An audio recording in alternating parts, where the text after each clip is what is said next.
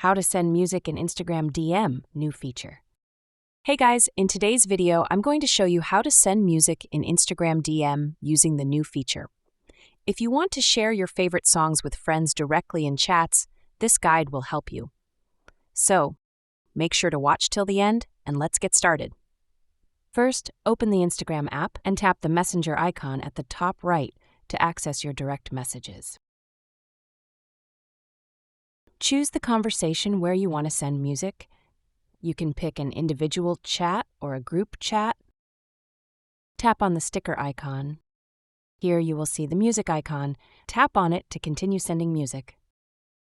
Here in my region, music is not available, but it works for you. Then follow my steps. Select the music from the library, and then at last send it to your friend chat. That's all for the video. If this helped, don't forget to like and subscribe for more Instagram tips. Drop a comment if you have any questions. Thanks for watching, and I'll see you in the next one.